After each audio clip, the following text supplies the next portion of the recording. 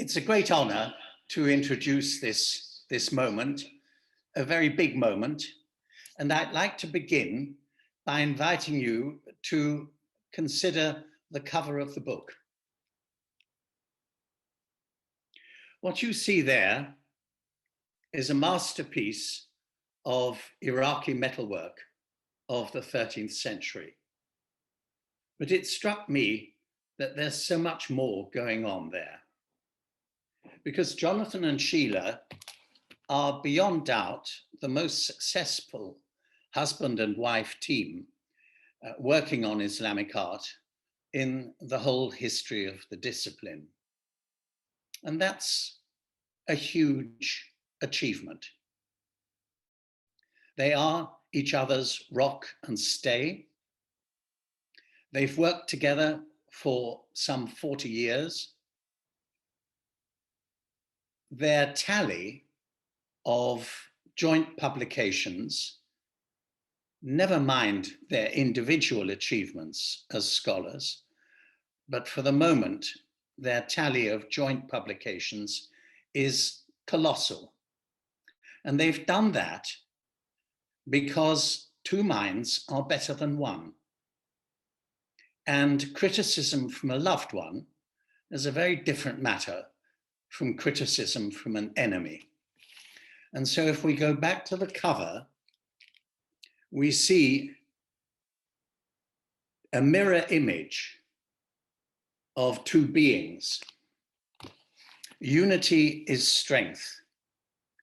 And it is, I think, in their joint publications, the conference proceedings, half a dozen of those, the handbooks, the books, the exhibitions, the films, the documentaries that they've made, that their unity, their capacity to work together amicably, to pool their talents, has made their career so important.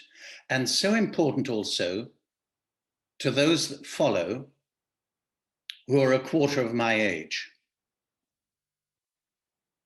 Thanks to Jonathan and Sheila, there are now serious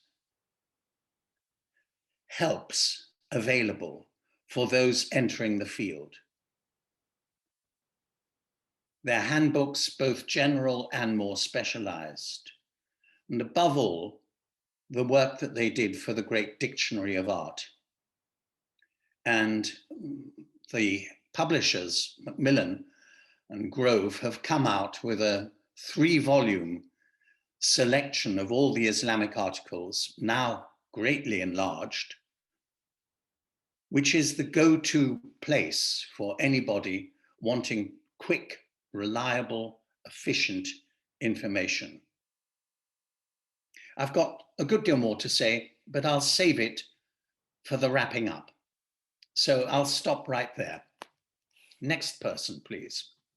Right, so Shreve, you're on next. I am. Yes.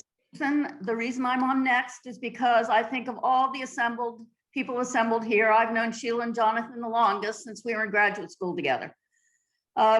So first I want to thank Robert and Carol for inviting me to contribute to the volume in honor of Sheila and Jonathan, and thank Allison for organizing today's program. But I particularly would like to acknowledge the contribution of Abdullah Guchani, who, as you may have noticed, has a note at the end of the essay on the Freer Beaker that I've written for the volume. Abdullah gave a talk about inscribed objects, inscribed medieval objects, at the symposium at the Metropolitan in conjunction with the Seljuk exhibition in 2016. That was a symposium at which Robert and Carol gave the keynote. And in part of that talk, he mentioned that he was able to match verses from the Shahnameh with the scenes from the Freer Beaker, which, as you know, depicts the story of Bijan and Manijeh. So he and I began to work together, and the end result was the note that, as I said, appears at the end of my essay. This, as far as I know, was his last publication because sadly he died of COVID in August of last year. So to acknowledge his great work as an epigrapher and his contribution to this volume. So you're not going to be surprised that both Sheila and Jonathan separately asked me questions about the Freer beaker, questions, issues, they raised issues that I should have thought of myself while writing this little essay. Sheila's question was very logical, of course, which is how was the beaker held?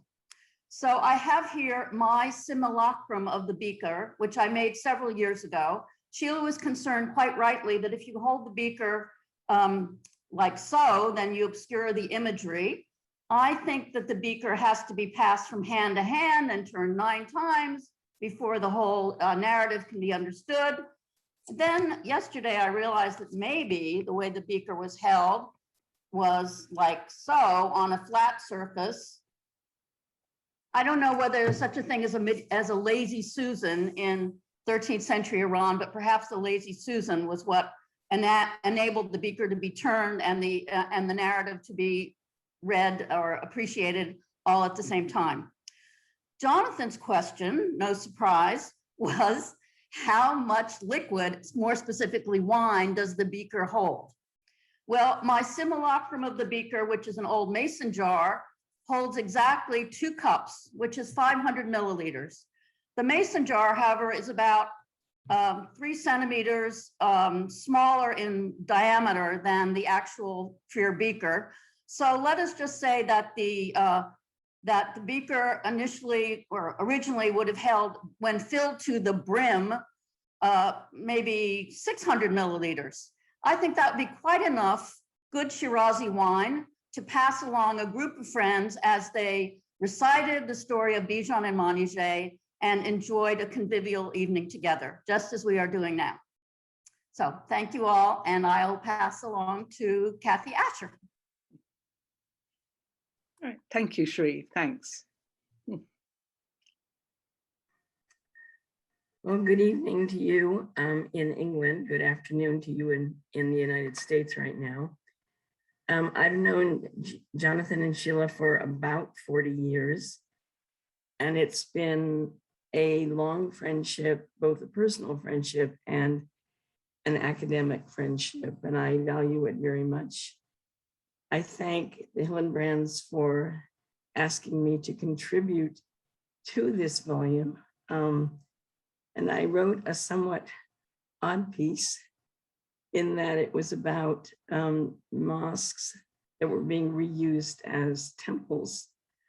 And I did this in part because I was very tired of always hearing about how in India, temples were being destroyed by Muslims.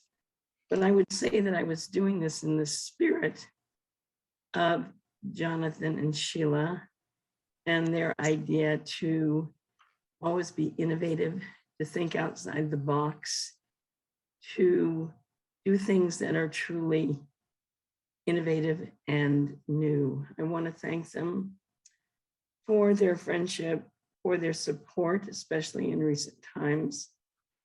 And I don't have anything as wonderful as Shreve had to say about drinking alcohol. After all, I am talking about reused mosques.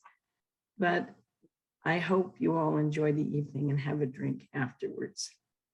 Cheers to you, Jonathan, Sheila. Okay, thank you. Right, Jonathan and Sheila, we have your presentation. All right, let's see if we can. Okay, now can we? Here we do. How do we do? Share screen. Yeah. Okay, share screen. Yes, and now we're going to go share. And now we're going to go there. There. How's that? Perfect. Perfect. Absolutely perfect. Okay. So we promised that we would show you pictures of ourselves with brown hair. So there they are. when we we graduated from college in the early 70s, and Sheila went off hitchhiking to India, and I went off on a Smithsonian project to Tunisia, where I was assigned the extraordinary task of counting tesserae, the little mosaic cubes. And there I am counting how many individual pieces of stone are in that 10 centimeter square. And there I am exploring Iran. Anyway. We actually met personally at Harvard at a colloquium that was held in 1974, where I was already in residence and Jonathan was a visitor, but that was the beginning of a long and very, very happy relationship. Come on, where's the next one? No, I think I pushed through it. There we go. I started my graduate studies at the University of Michigan in Tappan Hall, which you see in the upper left. And then in 1975, I spent 6 months at the Freer Gallery in Washington, DC, working on Raqqa ceramics, Syrian ceramics from the medieval period you see at the bottom left. And there I am also with brown hair with a ceramic pantograph, which is a machine for measuring the profiles of ceramics. And I think I did several hundred of these measurements locked up in a room at the top of the Freer Gallery, which Shreve, if she's still here, will remember very well. And meanwhile, while I was at Harvard, and I hope Shreve is still here because you'll see yourself in this picture, Shreve and I went off to make a movie about Isfahan. And here we are doing our research in Iran. And one of the things I think we want to say right at the beginning is that we could not have had our careers without all of our friends. And we are really indebted to all of you for the volume, to all of you of our friends who are listening. So let us just say that that's the most wonderful thing about life. Right. I mean, we're really touched and honored that, with this whole project. I mean, it's been absolutely wonderful. So here, I keep doing this, pushing the wrong button. Okay, so in 1975, I came to Harvard to continue my graduate studies and re-met Sheila. And there's some discussion about when we went out for the first time, we went out for coffee and I paid.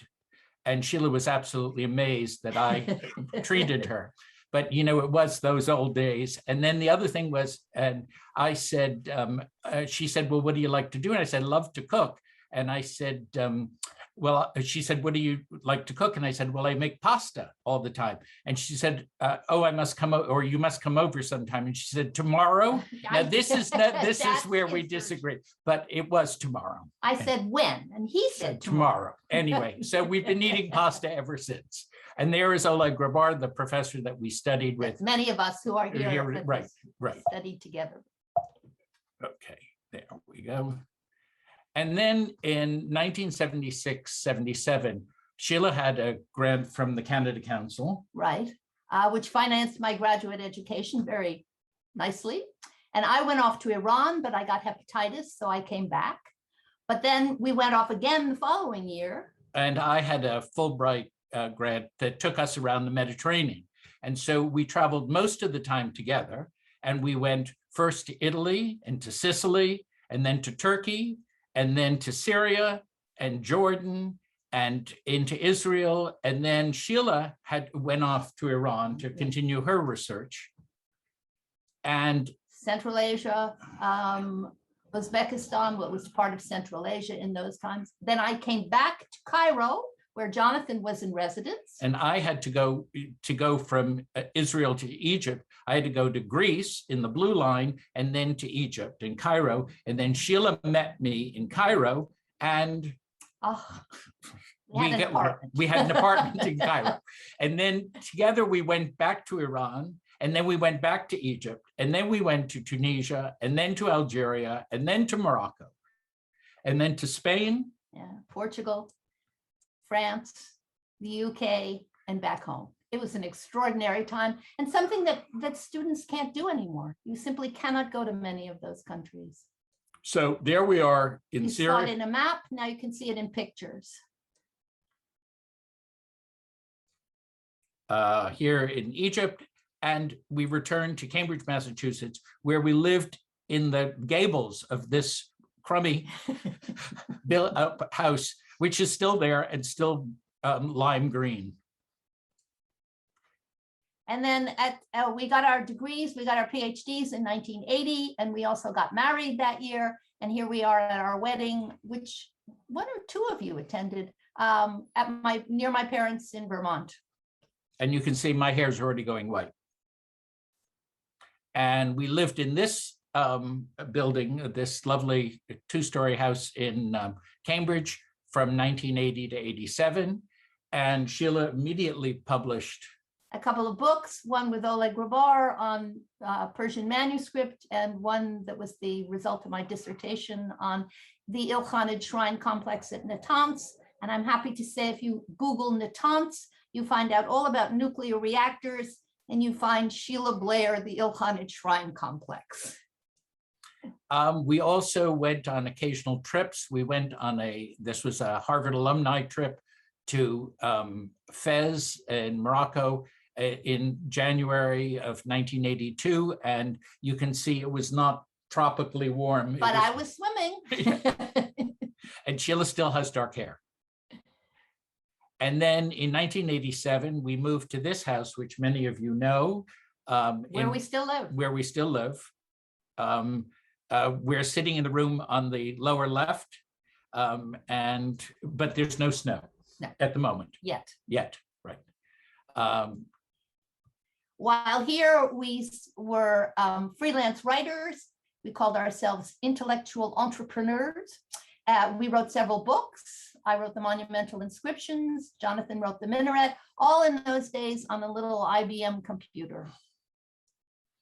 But then we were approached by the Dictionary of Art. I'd written an article for the Dictionary of Art on minarets, which since I had just written this book, and the publisher was so impressed that he asked if I would work with them, and I said yes. And then he said, well, you could move to London. We said, well, we just bought a house, so we became what they called outhouse editors.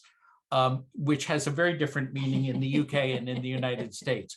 And we'll leave it at that. Anyway, it was supposed to be a 3-year project. And as you can see, it went on for a lot longer than that, and was really like getting us, as I think as Robert said, was like the working on that was like getting a second PhD.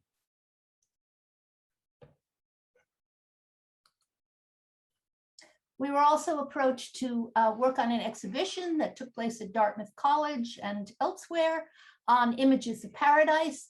And we think we were asked because we lived in New Hampshire, and this exhibition was going to be in New Hampshire, and it was funded by the National Endowment, and they needed someone with a New Hampshire address to put on the grant proposal. So there we were, but it was an eye-opening experience because it was our first time at doing exhibitions, and we had a great time.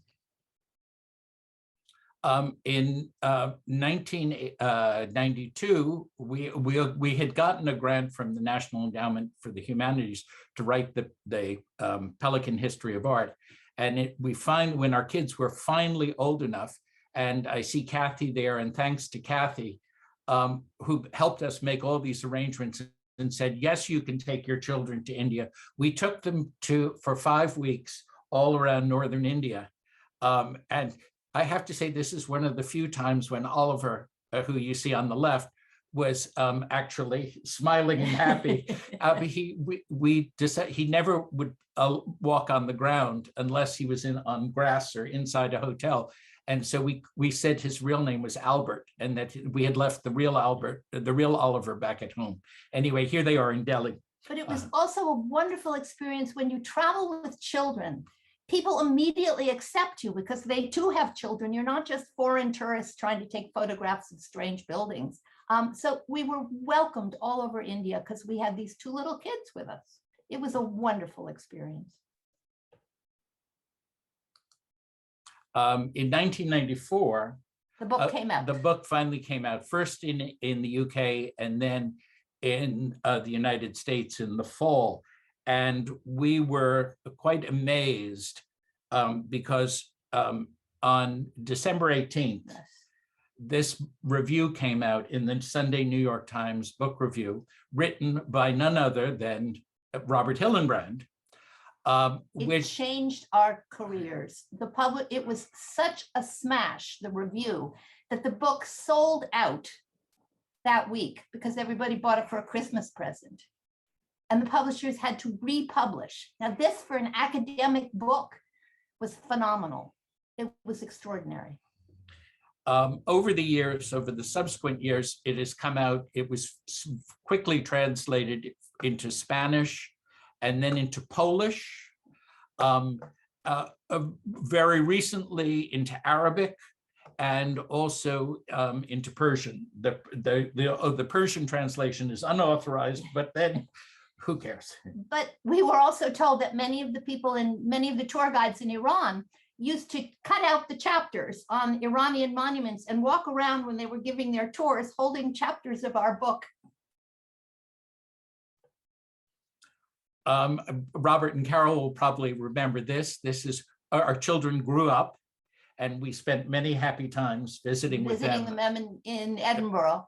And you can see Robert and Carol were dear to our children, absolutely wonderful. I think we decided this was a picture taken just after we came off a plane. Well, some of us are looking a little more tired than others. Right.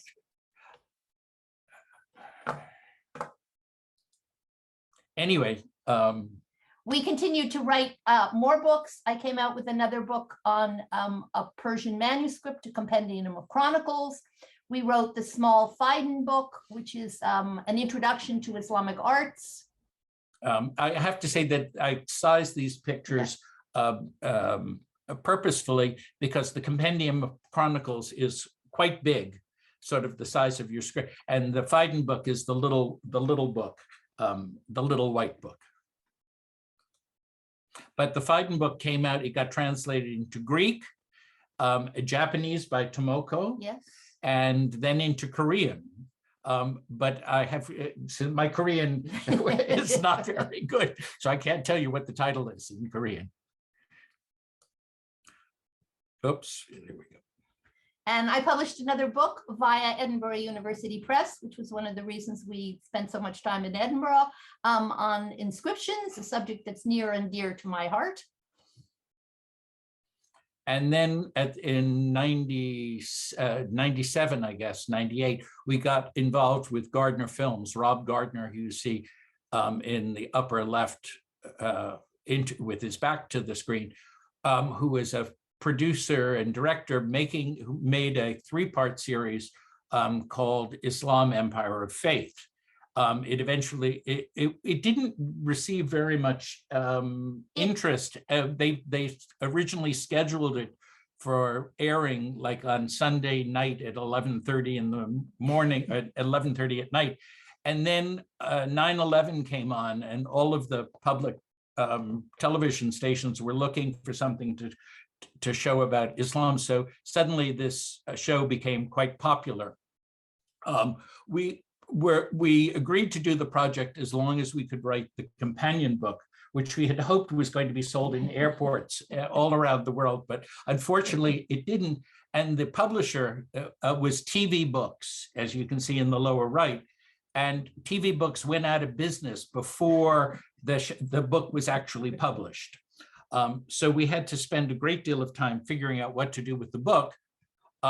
But it was reprinted by BBC Books and Yale. And then by Yale, and then in Spanish and in Russian as well. And if you watch late night TV, you can probably still see Islam Empire of Faith on TV because people call us all the time and say, I was in a hotel room and I couldn't sleep and I turned on the TV and what was on?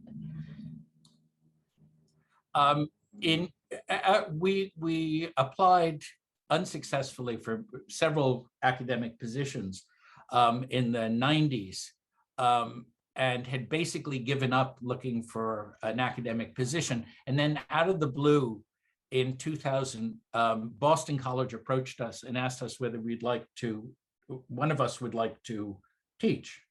Apply for this newly endowed chair at Boston College. And we said, well, that's all very nice, but we would really like a joint position.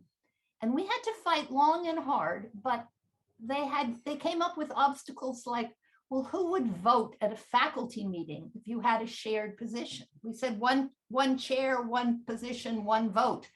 If we've been married, surely we can figure out how to vote at a faculty meeting. And finally, we did. And then they were thrilled because they looked like they were prescient again after 9/11 to have 2 Islamists on the roster, and also to have paved the way for an endowed chair that was shared equally between 2 people, not one and a sort of helper, but 2 equal positions. In that year, my book about paper, which I'd written in the 90s, came out. I'd written it and had to rewrite it, and stuff, but it finally came out, and then was followed by a Turkish translation, and very recently this year, finally by an Arabic translation, which I'm very pleased about. We also did an exhibition at Boston College called Cosmophilia, or Love of Ornament. This was from the David collection in Copenhagen, and it was a dream exhibition in the sense that Kell said, you want something? I'll go buy it for you. You can have anything you want for your exhibition. So it was held at the McMullen Museum at Boston College, and then it moved to the Smart Gallery at the University of Chicago. And it was very interesting because the designers were 2 entirely different people with 2 different approaches. And the one in Boston College really loved color, and the one in Chicago was all into creams and beige. But what came out was that color is wonderful for all the textiles, which look fabulous in the Boston College exhibit. But the Smart Gallery, the glass, crystal, and shiny surfaces look much better. So you really had to see it in 2 places to take advantage of all the art. I published then a book on Islamic calligraphy in 2005. And I got the World Book of the Year prize. You can see me here in Iran getting the prize from none other than Ahmadinejad. Various people said that they really liked that Sheila was wearing a bright red. Yes, I bowed to wearing a long thing, but I was not going to make it black. And then after much prodding, I would say much prodding from various people, that including Robert, I finally published my dissertation that is 27 years after it had been written, and it was expanded as on the arts of Cairo and in the Fatimid period and in North Africa, which came out from Yale Press. And then we got a job. We also got another endowed chair at Virginia Commonwealth University, for which we were to organize conferences. So this is the first conference I think that we organized. You'll see many familiar faces there: Linda Komaroff, Venetia, Parveen, many of our friends, Carol and Robert, Kathy Asher, Larry Neese, Marcus Milwright. But this was the beginning of a very successful run where every 2 years we would have a conference and publish a book. So here is the first one, of which Carol Hillenbrand was the keynote speaker and gave a wonderful talk on the role of water in Islamic art. And then that was followed by 4 other volumes on color, the object, light, and finally the future of Islamic art, whatever that might be. And then we bowed out of that and said, we've done enough on that project. We continued to research, we continued to travel. Jonathan was working on a book on the architecture of North Africa and Spain, so off we were in Spain. We also went to Iran to work on. I was working on a book on Iran. So here we are with students in VR. I have to say, traveling with Sheila in Iran was like traveling with Mick Jagger. When they said, Sheila Blair, they were just extraordinarily excited to meet the real person. And then in 2009, as Robert pointed out, the Grove Encyclopedia, which was extracted from the Dictionary of Art, came out in 3 volumes. And that too was awarded the Book of the Year prize in the following year in 2010, but because the two ministries in Iran couldn't agree. No, we went for this one. Yeah, we did. Yeah, Yeah. but we couldn't get a visa until 2014. Yeah. So we went in 2014 and got and Sheila's still wearing the same. Still wearing the same schmuck. We also published an introduction to a very large volume on Arab art that had been originally published by Pristaven. Beautiful pictures. Very large, very large. And we got to go a couple of times to Shangri-La, to the Doris Duke Foundation for Islamic Art. I kid you not, it really is a center for the study of Islamic art, where we lived in the building at the far end of the pool. Unfortunately, they did not allow us to swim in the pool. No, but we got to swim in the ocean. So. Right, that was pretty good. And then again, thanks to Robert, in 2013, I redid the Minaret book that I published 20 years earlier, and came out in a new edition from Edinburgh Press. We had, through Boston College and also Virginia Commonwealth University, a lot of money for travel. So we took an absolutely extraordinary trip in 2013 to see mosques in north central China with Nancy Steinhardt. And you'll see us here. It was just extraordinary, and a trip that we could never, ever do now. Right, we covered something like 2,500 kilometers. Nancy's a hard taskmaster. But she's smiling. We're all smiling. We're all smiling. And then we came back. Occasionally we traveled with some Boston College students. Here we are in Spain. This picture was taken, was staged by students because there was a contest to have like a student travel picture in the local newspaper. So they said, you know, if we do this, we'll certainly get featured in the local university newspaper, which we did. So it was worth it. Other groups? Yes, we also took up with the tutelage of Cheryl Porter, whom you see here and you'll hear from soon, who said, well, you're art historians, but you know nothing about the art of making books. So you better come to my bookmaking course. And so for 8, 9, 10 years, we've been going to learn how to make historical books at the Maggi Fiasconi Book Project. And you'll see Allison here and many of our other friends from here. And there's one of the books that we made, which is a miniature. It is actually the full-size version of one of the famous Quran manuscripts from Kairouan in North Africa. We continued to publish. So my last book was Text and Image in Medieval Persian Art, and Jonathan's Architecture of the Islamic West, which came out last year. Finally, and I think we've called it quits on writing books. No more books. And we're just resting now. Happily on our laurels, enjoying the fruits of retirement, and thanking you all again for all the work you've done in putting this volume together. It's really extraordinary and it's really touching. And also supporting us over all the years and sort of believing in us. It's been really, we're really, really touched. So thank you. Thank you, Sheila and Jonathan. That was lovely, and lots of memories. But now we're just going to turn to the contributors who have things to say, and there are quite a few of them. And we're going to start with Carol Hillenbrand. So if we turn, we're going to switch the screen to you. Am I audible? Yes. You are.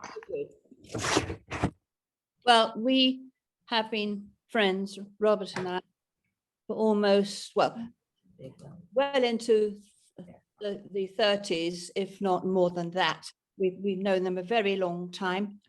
We've frequently been to stay with them and their children, Felicity and Oliver, in their home in rural New Hampshire, and they have stayed with us in Edinburgh. We've been on holiday together to La Gomera in the Canaries.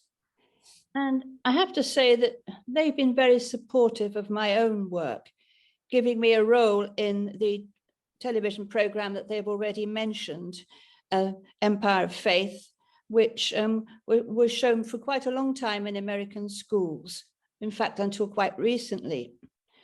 They also very kindly recommended me to Thames and Hudson, who were looking for someone to write a textbook on Islam. I found that a very rewarding experience. And it was also a pleasure to entertain Sheila's parents in Edinburgh to take to the opera. I can't go into detail. We've enjoyed seeing them in all sorts of exotic locations at conferences. And as already mentioned, I particularly remember being asked to deliver a lecture in Qatar on the role of water in Islamic culture. It was always a pleasure to be with them in New Hampshire, to listen to Jonathan playing the piano and to enjoy his splendid cooking. They are wonderful hosts. And I would particularly like to pay tribute to their achievements as a husband and wife team. They've learned to work very smoothly and efficiently together. As a specialist in medieval Islamic history, I've particularly enjoyed Jonathan's book on paper and Sheila's many-sided work on epigraphy. But I know that others present will want to talk about all this in much more detail. Let me therefore end by expressing my admiration for their life's work and my happy recollection of the many convivial times we have spent together. Thank you. Thank Yeah, you. thank you. Right, thank you, Carol. Now, Cheryl, are you there? Cheryl? I am, yes. Can you hear me? Good. Yes, we can. Oh, good. My paper for the Festschrifts on metals in Islamic manuscripts. And for this paper, I realized that for years I'd been looking at metals and never really thought about their preparation or application, whether it was paint or leaf and so on. So this was a great opportunity. And thanks, Sheila and Jonathan and Robert for that opportunity. So I first met Sheila and Jonathan when I gave a paper at the Color in Islamic Art conference in Doha. And until then, I'd always thought that art historians had very little interest in how art was actually made. So I was pretty surprised when they quite quickly agreed and accepted the invitation to come to classes in Montefiascone and learn about techniques and materials used to make books. And they've been every year since then, and they've established a wide and firm circle of friends and admirers in the worlds of conservation and manuscript and bookmaking. And it turns out they're pretty good at it. But the enormous benefit, Sheila's laughing, but she's much better than she lets on. But the enormous benefit for us has been their scholarly contribution to the classes, and together with Alison Alter, explaining history and context.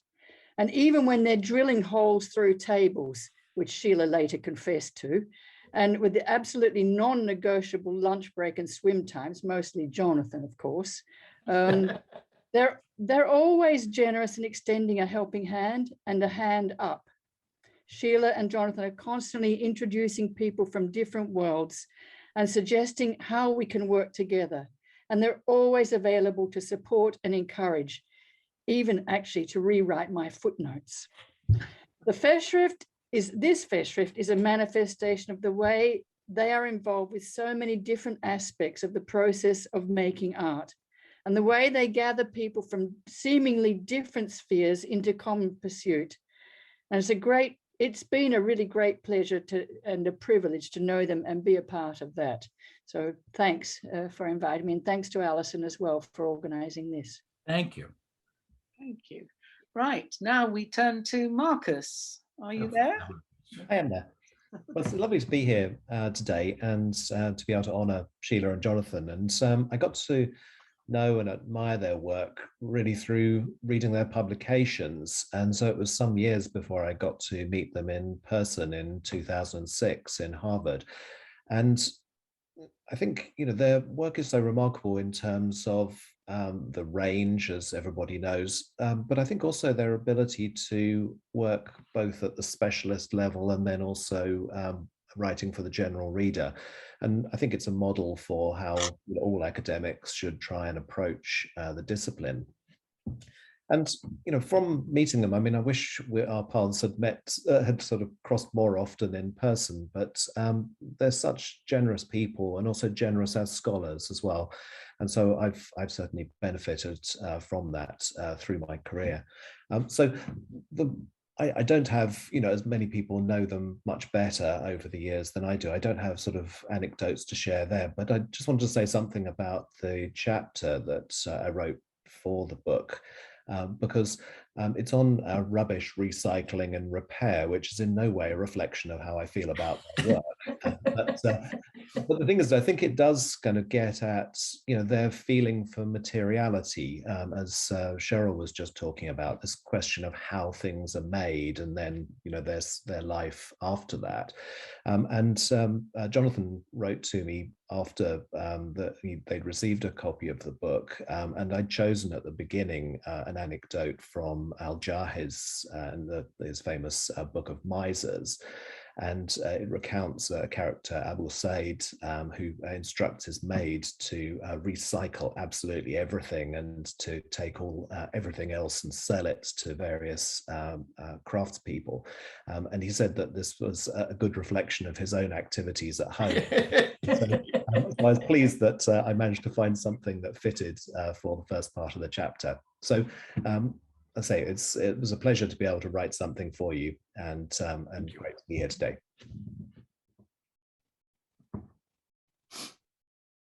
Right, we move on to Nancy now. Nancy, are you there? Yes. Yes, I'm here, and this will definitely be more personal than some, because I know some of you have traveled with Jonathan and Sheila, but we spent 14 days together, and I think I know them fairly well from that, and I do have a few stories to share, and I have put myself in front of the building that I think made the largest impression on all of us, and some of you have seen it in other publications. So we met in graduate school. I'm one of the people who's known many people on the screen for more than 40 years. And I think I met Sheila in the Shahnameh seminar, and I think I met Jonathan in the Fatimid seminar. And I was always the interloper who was finding a way to write papers on the influence of Chinese art in. But when Oleg said Fatimids, I said, no way. He said, I have to teach this for Jonathan. And I said, okay, we'll figure something out. Anyway, but I was 14 when I started grad school and they were 16. So it really hasn't been that long. So fast forward after children, lives, etc. I think the next time I ran into Sheila and actually had a conversation was right after 9/11 at College Art Association in Boston. And Nasser Rabat had organized a panel called Convergences in the Mosque. And so this was kind of my opportunity to talk about mosques in China. And Sheila came up after the talk and gave me a lot of ideas and said, you should publish it, which I did. And that was kind of the beginning of Sheila and me beginning to talk about mosques. So now we come to the year 2013. And we were on sabbatical at Harvard. And finally, in April of that year, Sheila and I got together. And I went to Boston College and we were talking about traveling. I said, I'm going to make the big mosque trip. And I sort of heard about, I knew Sheila was a fairly rugged traveler, but people who have traveled with me describe it as a death march. And I traveled with, well, Jonathan's laughing, but you didn't laugh all the time. But Sheila said, let me talk to Jonathan. And less than 24 hours later, we decided to make this extraordinary trip that definitely could no longer be made. We still email about this trip. So I started about a week before they did, maybe only 5 days. I met them at 1 p.m. at the Beijing airport. And I had told them, bring everything you need. You don't assume you can buy anything on the road. and they each got out with an extremely small suitcase that they were pulling, and then with a much smaller bag, which included camera equipment. I meanwhile had two enormous bags, one just full of medicine, but we started this trip at 1:45 and we got to the first mosque outside of Beijing that night. So the other thing that I realized is that in these small suitcases, Sheila had a change of shirt every single day, right? They never did laundry. She somehow fit in 14 shirts. Jonathan, I wasn't keeping track of what you were wearing. But the other thing that Sheila brought were tasty treats. And each day when we would be out on these long rides, Sheila would bring out some kind of gourmet snack and she would kind of portion them out, and they lasted almost to the last day of the trip. I also learned that Jonathan is a much more adventuresome eater than I am. Jonathan likes local color. I live to never end up in a hospital in China. And so one day when it turned out that there are two Xinjiangs in a province and we had gone to the wrong one, and Jonathan and Sheila cheerfully went an extra 500 kilometers to see what I think was probably the best mosque any of us saw, I had to let Jonathan say to our driver, take us any place. We really want local color. And I can only describe that as the most dangerous meal I've ever eaten in China, but nobody got sick. And Jonathan, I'm sure you remember that meal. And also, anyway, it was an extraordinary experience. Jonathan read the Arabic, Sheila read the Persian, I read the Chinese. Jonathan talked his way into mosques that only would permit male Muslims. And the reason we have pictures of some interiors is thanks to you, Jonathan. And as most of you know, most of those mosques are no longer open. So since then, all I've been able to do is send them tea as I receive it. but to be continued, and don't stop writing. And it's been great. It's been a great 45 years. Thank you. Thank you. Right, thank you, Nancy. Next, we have Venetia. Well, I would love to have been on that trip, and I'm so jealous of that trip, and I kept hearing about it. It was obviously just completely extraordinary. But I just want to start by thanking you, Robert, for bringing all of this together, for inviting me to contribute. It's been really a privilege, and to just be with all the other authors in this, all of us expressing our love and admiration for Sheila and Jonathan in this way. I think it's just absolutely lovely. I think so. Quite often, Jonathan and I will sort of tease each other about when was it, that we all met. Well, I think it is to do with the Dictionary of Art, when you took over and then turned it into something so exceptional. And I remember a dinner at the Amalfi restaurant in Soho, where I think our friendship was really beginning to be cemented. And then I can't remember if it was before, it may have been before, when we met in the Louvre, in the cafe in the Louvre. After, that was after. That was after. So perhaps our friendship hadn't quite got cemented yet. Anyway, but we were sort of on either side of the cafe, and we were both reading Islamic art books, and it was like, yes, we know each other. Anyway, but since that time, you've become just the most special of friends. The best thing is to be colleagues and friends, and friends that we share stories about our children, and you've stayed with us, and that's been so special, for me and for Charles, and you've all these books, in your presentation. Well, that was the other amazing thing. You used to bring these books, and I remember the time when you brought the Prise d'Aven. I mean, that must have been at least 10 kilos in your suitcase. I mean, that was really something. But I think the really special thing, and the thing I value so much about both of you, apart from all the laughter and the giggling and the gossip and all that kind of fun stuff, is how incredibly patient you are with well, certainly with me. I remember our friendship, Jonathan, was just a little bit tested over these rock crystals that I couldn't make up my mind about. Pebbles I've known and loved. Exactly. Were they positive or were they negative? And I kept changing my mind.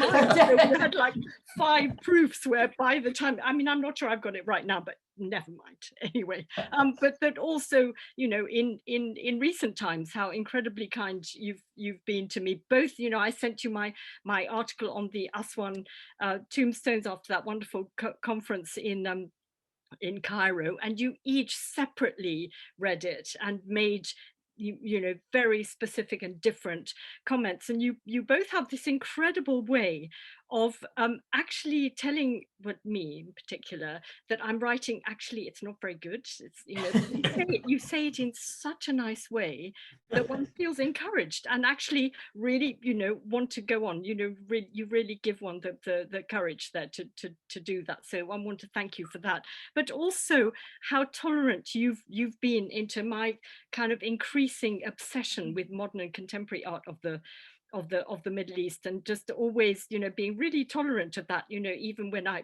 did a conference after that Word into Art in 2006, and something horrible happened with all the kind of technical side. So instead of giving a lecture, we had to sort of do it in the gallery, and you know, all of a sudden you've always encouraged me in that area, which was why I decided, when I was so kindly invited to participate in this beautiful volume, to write about artist books, because it seems to me that these contemporary artist groups are such an interesting genre, and for me they blended the two things that I think is very, very special about the work that you do. This love of inscriptions, which I have always loved, and the whole thing about text and of paper too. So I wanted, with this modest contribution, really to bring those two aspects of just two out of the many aspects of the work that you do. So thank you, and it's just, can't wait to see you for this awful COVID business to end, and for you just to come to London, and we can just resume. So thank you. Thank you. Thank you, Venetia. Right, we have Perveen now. Are you there? I am. Great. I'm right here. Yes, yes. Hello, everyone. Hello, Zahir. Hello. First of all, I would like to thank Robert and Carol for bringing us all together after so many years, and in the middle of all this corona and horrible things that are happening all around us. And it's been a wonderful, wonderful friendship with Sheila and Jonathan for the last 45 years. It seems so long. The first time we met, I remember we had traveled from Washington, D.C. to Cambridge with a U-Haul with all our possessions. And my husband was sitting here right beside me, he was driving. And the day we arrived in Cambridge in Peterborough Terrace, the very next day we get a phone call from somebody called Sheila, and that there was a party. And we had hardly settled in, and the classes hadn't begun. And we were invited to a party where all the students the new students would get introduced to each other. And I thought, well, this department I will like, because it started with a party, and it was a small, I was amazed at the because there were not too many, but it was a very warm, wonderful, wonderful get together. And I felt so welcome there in the company of Sheila, Jonathan. I met Jonathan there too, Shreve. And I will show you a picture soon after that. Do you see it? Mm. Do you see it? Sheila and Jonathan, do you remember this? The mug shots that Jim Ackerman took? Oh, all the new students. Yes. That's Sheila. No. This is Sheila and Jonathan, and that's me. And this is you guys. So we were all in a row. I think the friendship was meant to be. Anyway, I remember again, I'm not a contributor, but it's been a very, very special friendship. And I remember that grey gabled house that Jonathan showed that they lived in Cambridge. And we went there to another party, because it was always after the semester, there were these parties, all, one after the other. And we all were foodies, including the leader of the gang, Oleg Grabar. We all loved food, and Jonathan's cooking was extraordinary. And I was so touched, I was so taken by the labels they had on their doors. I still remember it.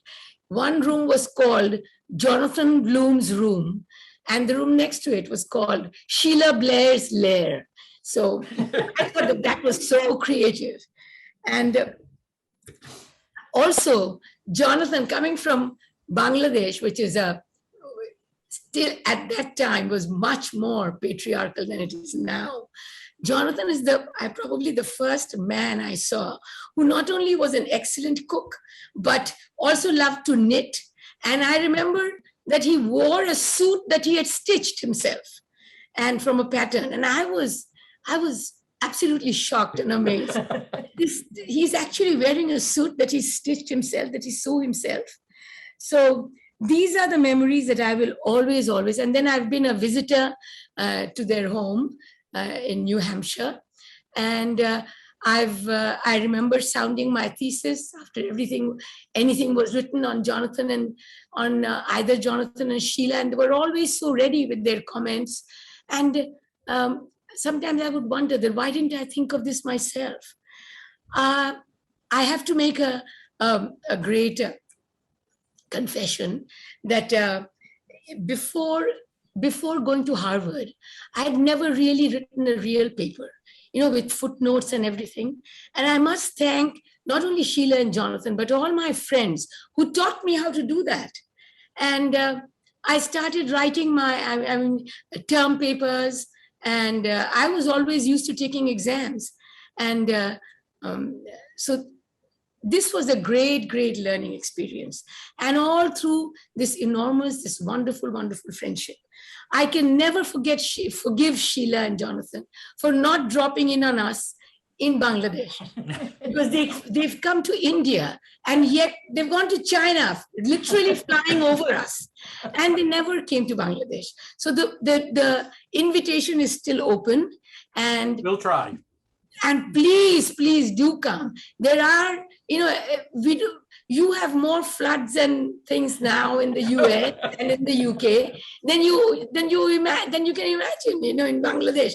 We are, touch wood, we haven't had a really horrendous cyclone. I hope I'm not speaking, it's not out of turn now, but maybe tomorrow we'll have one. But so far, we've been safe from cyclones for quite a long time. So you can come, and there are no snakes in our house so far. But we can take you to see some. We have some. We know a few places outside. You won't stay in Dhaka because Dhaka is one of the most unlivable cities in the whole world. But we'll go out in the wonderful countryside, and we'll see interesting mosques. And do come. And I'll always hold it against you, because you've come to India, you went to China, and you never came to Bangladesh. So please, Sheila, Jonathan, and Robert and Carol, and all of you who are there, who have never made a trip to Bangladesh except for Kathy, do come. The invitation is open. Come and stay with us. And it's not as horrible as you think it is. So you're all welcome. And here's to a very long-lasting, almost 45 years we've known each other. Yes. So, yes. So a lovely, wonderful, warm friendship, and beautiful people. And your book has been my companion for all my years of teaching. The survey book, the Islamic art book. Now I'm not teaching anymore, but I sort of try to run a women's university in the old city in Dhaka. That is quite a different experience, trying to run an institution. I somehow barely managed to do it, but it's a great challenge. Come and see how everything is working, how we are working. And it's an open invitation to all of you to please come and visit us. Thank you. Thank you for this opportunity. Sheila, Jonathan, both of you look great. Yes. And this is a COVID survivor. He was one of the first ones in Bangladesh to have COVID. He had it last June and got through it. He's also the person who taught us how to survey buildings. Oh, you remember that? Yes, Yes. absolutely. Thank you so much, all of you, for giving us this wonderful you. opportunity. Thank you very much indeed. And that was great. And now we move on to Lawrence. Right, great, thank you. Well, it's wonderful to see everyone, and especially to see Jonathan and Sheila again. It's been such a strange time. And I wanted first to thank Robert and Carol for this surprise invitation to be included with all these real Islamicists. I have to say, when I started teaching Islamic art, and since then, Jonathan and Sheila are outstanding examples, but I've been really welcomed by everyone. And it's been a wonderful group, full of generosity and good humor.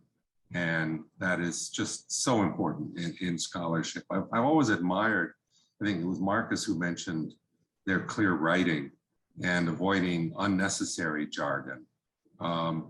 There's jargon one has to use. What's the alternative for Iwan? But scholarly jargon, what one of my colleagues once called language's barrier, instead of an invitation to be clear.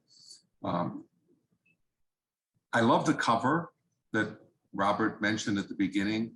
If it were broken in fragments and buried somewhere near Edinburgh, I'm sure that someone would dig it up and say that it was Pictish with pelto ornament and other things of that. So I thought a wonderful choice. Although were it Pictish, it might have been asymmetrical and not such a good image of a loving couple. The article that I submitted is something I've been thinking about, and to me, it just seemed appropriate for Jonathan and Sheila because it does ask questions. How was it made? Not just things that Oleg would have understood and appreciated about iconography, but how was it made? How was it used? Where would it sit? I mean, something with no foot. What do you do with a huge copper alloy plate that has no foot? And where everyone had in the previous literature said that it was made with engraving, when it was clear when you looked in more detail that it was actually punched. And I've learned so much from Jonathan and Sheila's works. When I taught Islamic art course, I used their Faidan book, which was very popular with students. And they've been good friends for a long time. I think I first met Sheila as an observer in the Shahnameh seminar that Oleg had. I don't remember when I first met Jonathan. We met when I was an undergraduate, and you were this extremely, and still are, this extremely tall graduate student, were this graduate student, and I used to work in the library, and you used to at night, and you would check out books. That's right. So it's been, well, in that case, 50 years. 50 years, yeah. And a wonderful experience, and thank you for being included. It's just an honor. Thank you. Thank you. Right, thank you very much. Now we turn to Linda. Okay, good morning from Los Angeles, because it's still morning here. First, thanks Robert and Carol for including me in the volume, and Allison, thanks for organizing this. I was almost afraid we wouldn't have a chance to celebrate together in this fashion. And the good thing about coming at the end is I can be brief, but I can also say about all the praise that's been heaped upon you, Jonathan and Sheila, ditto, ditto, ditto, ditto, ditto. As I'm listening to everyone else's stories about how they met you, it's not when we met, it's my first sighting of you that I recall, which I think was in '78, maybe at a conference in Ann Arbor, because you ignored me. And I was a new graduate student and I wanted to talk to you, but you were way, way too important. And I remember that. I don't remember when you first started talking to me, probably sometime in the 1980s. But we've caught up since then and talk a lot, especially during these COVID times. We try and talk every couple of weeks or so. I'm not going to go on and on and on because I feel like Jonathan and Sheila have already relived your lives with you. So I'm not going to relive my life in knowing you. I just want to say, in terms of the essay I wrote for the volume, I it's on the Damascus room that we have in Los Angeles, and it's on its conservation. I hope you'll all have a chance to see it. It will finally be on view here in February of 2024. It was certainly the highlight of my curatorial career, having taken this room, which was all dusty and dirty and in different pieces, and seeing it put back together and so spectacularly. And it's a reception room. It's a place for receiving guests, for serving them food and the like. So it just seemed absolutely perfect in a volume in honor of Sheila and Jonathan, to have something that was so important to me, but also something that's really about warmth and hospitality and friendship. So I'll end there. Thank you. Thank you very much. Thank you. Bernard, I think you're there, aren't you? Hi, yes, I am. Yes. Well, yes, it's coming to be rather late, so I'll be brief also. It's been a great pleasure for me to be part of this project. Let me say that, first of all, to everybody involved. It's a mere 45 years, I think, since Sheila and I were graduate students in Tehran together. That's where we first met and spent a lot of time over the year, and I got to know her very well. She was working on Ilkhanid architecture, and as luck would have it, I had an article on this subject to contribute to the book, even if after I presented it, Sheila reminded me that she had written an encyclopedia article on the same monument, which I'd neglected to mention in my in my bibliography, and which of course covered much of what I wanted to say. But nevertheless, over the decades, Sheila has been my go-to person for information on topics as varied as Persian manuscripts, inscriptions, Iranian art in general. And I'm sincerely hoping that in the next 20 years, since I hope not to retire, she'll still be available for all of this help. Thank you very much. Well, thank you, Bernard. Right, we'll go back and see if Barbara's there. I can see her on the list. Are you there? Ah, right, I think yes, we're there. Sometimes it takes a minute. Hello?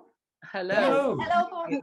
Sorry, That's all right. It's not so very clever with a computer. I'm very sorry.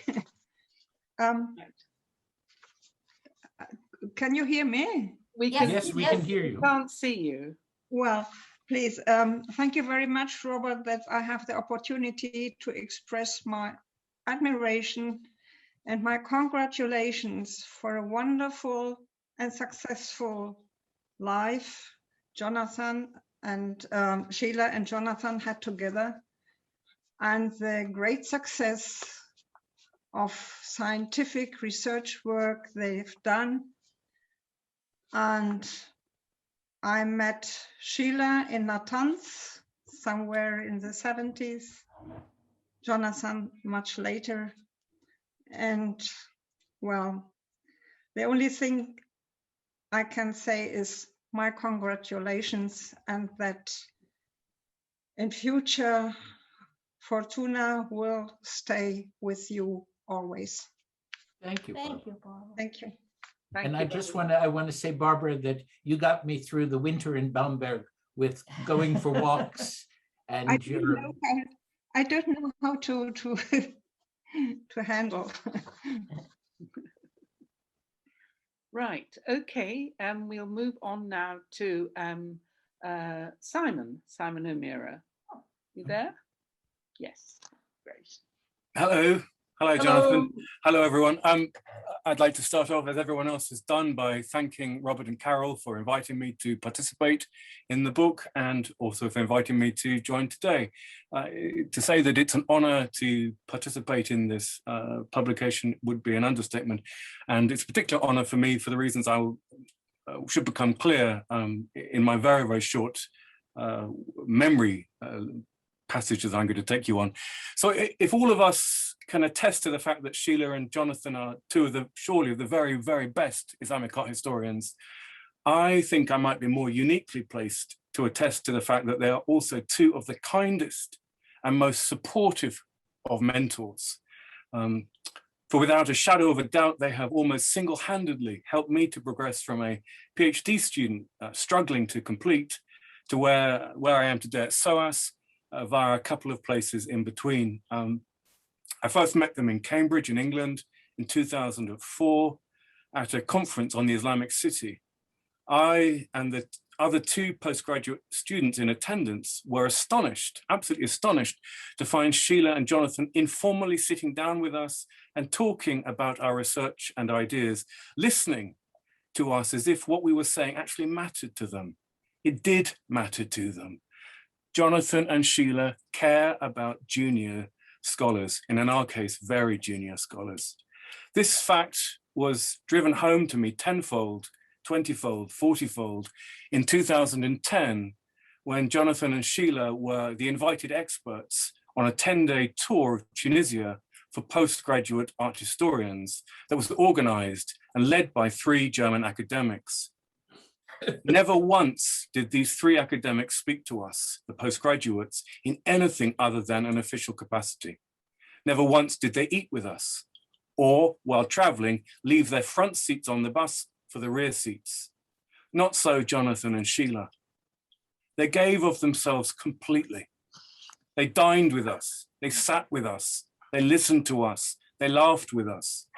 The amount that we, the postgraduate students, learned from them was utterly incalculable, and it was also beautifully clear. Every word that they said was, as they're writing, clear, clear, clear. I cannot say the same for what we learned from the 3 people who were supposedly leading the tour. And I think the less I say there, the better. Thank you, Jonathan and Sheila, for being the kindest people one could ever hope to meet, in life as a whole, of course, but specifically in Islamic art history. Thank you, thank you, thank you. Thank you, Simon. Right, well, I would just like to add a few words, being the last one. First of all, thank you to Robert and Carol for including me in this volume. I was greatly honoured, and of course, I'm delighted to hear so many warm wishes and warm thoughts and memories of Sheila and Jonathan, because it's always a pleasure spending time with them, always filled with laughter, and it's always great fun, yeah. Drilling holes in the desk. Well, not all, well, and of course, normally we spend time together in the summer in Montefiascone, recreating Islamic book bindings. Jonathan's very good at it, and Sheila and I are sort of a sideshow, aren't we? Helping each other get over the sort of huge difficulties that we confront on a daily basis, and which normally Jonathan has to sort out for us. So my article was on doublures. I don't think anyone's ever written an article on a doublure, but I was inspired by Sheila's entry in the encyclopedia on bookbinding. And she made a very, I think, interesting and correct comment in that Islamic doublures are some of the most beautiful ever made. And I thought it was quite fitting that my article should revolve around some of them. So Sheila and Jonathan, congratulations. I think it's a great collection of people and of articles that you've brought together. And I hope that we'll be next year, Sheila, drilling holes, asking Jonathan to, put a thread through our needle or mend our something. So thank you very much. Thank you, Alice. You deserve all the acclaim. So there we go. So I am now going to hand over to Robert to wind up, I think. Is he there, Robert? There, yes, he's there. Can you hear me now? Yes. Yes. What does one say when everything has been said already?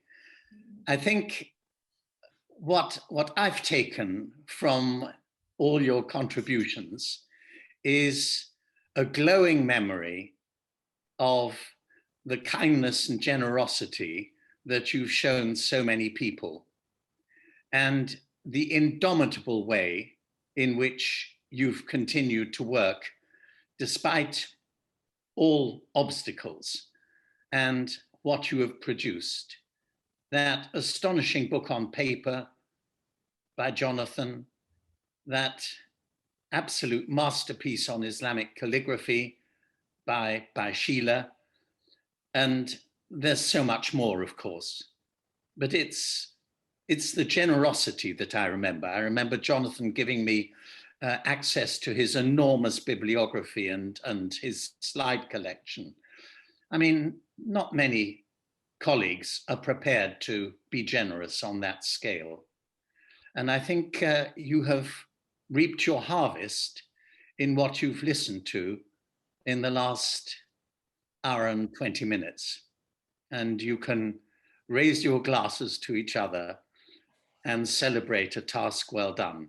Thank you very much. Thank you. Thank you, and may we all do it together sometime. Yes. Indeed. We'll probably finish there actually, because it's time has gone on for a bit. And I just hope that those of you who are able to raise a glass to Sheila and Jonathan will be able to do so tonight. So Sheila and Jonathan, congratulations. And a thank you to Robert and Carol as well for putting this together. Thank you. So Thank you so very much. Bye. Thank you. Bye. Bye. Bye. Bye. Bye-bye. Let me see you. Bye. Bye.